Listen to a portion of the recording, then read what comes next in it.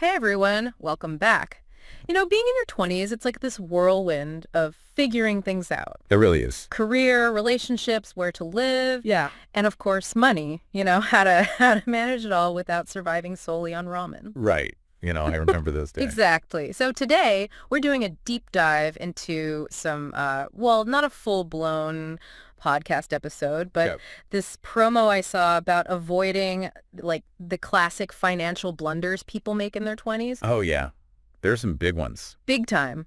So we're basically giving you the cheat sheet to building this awesome financial future. Like a shortcut. Totally. Yeah. Without having to sit through like a whole other podcast episode. Exactly. And it's interesting. They really hammer home the importance of like the fundamentals. Like what kind of fundamental? Well, budgeting, for example. Oh, budgeting. Yeah, no, we all hear it and we're like, boring. But honestly, it's like the bedrock. Okay, so like why? Why is it so important, especially when we're young? Think of it like this. You have all these goals, right? Maybe buying a house, traveling, early retirement. Oh yeah, big dreams. Exactly. But without a plan for saving, it's like, trying to build a house on sand. It'll just crumble. Exactly. Budgeting gives you that solid foundation to reach those goals. Okay, budgeting. We all know we should do it, but like how?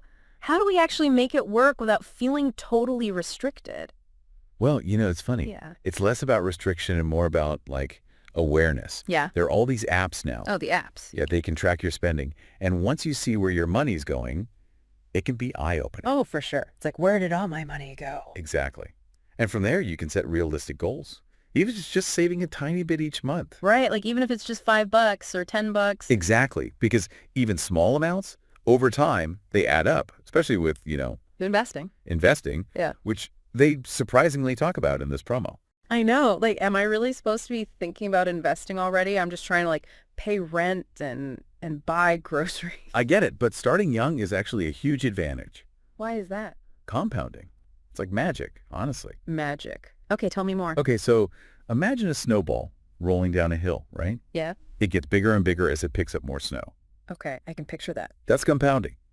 The money you invest earns returns, and then those returns earn even more returns. So it's like money making more money. Precisely. Even small amounts invested consistently over time can grow significantly. Wow, okay. Compounding. That's pretty powerful stuff. It really is. But they also touch on, there being different investment strategies and risk tolerance. Yeah, like what do they mean by that? So not all investments are created equal. Oh, for sure. Some are riskier than others. It's about figuring out what you're comfortable with. Okay, so like give me an example. Okay. Think about getting to work, right? You could take the bus. Yeah. It's reliable, gets you there steadily. The slow and steady bus. Exactly. In investing, that could be like index funds, a diverse mix of stocks, generally offering steady growth. Okay, got it. What about the riskier option? Well, you could hop on a motorcycle faster, more exciting. A little bit riskier though? Definitely. And the investment world, that might be like picking individual stocks. Potential for bigger gains. But also bigger losses. Exactly. So it comes down to like what feels right for you. What level of risk can you handle? Got it. So it's not just about investing, but investing smartly. Okay, let's move on to something that I know a lot of us in our 20s are dealing with. Debt, especially student loans. Oh, tell me about it. Yeah, it's tough. So this promo, it actually had some good advice on managing debt. What do they say? Well, they really emphasize the importance of having a strategy. They talked about like the debt avalanche method. Oh, yeah, the avalanche. Where you focus on paying off the debt with the highest interest rate first. That's a good one to save you money in the long run. Right. And then they also mentioned the debt snowball method. Oh, the snowball. That's a good one for motivation. How so? You tackle the smallest debt first, even if it has a lower interest rate. You get these quick wins. Oh, I see. It's like a psychological boost. Exactly. It keeps you motivated to keep going.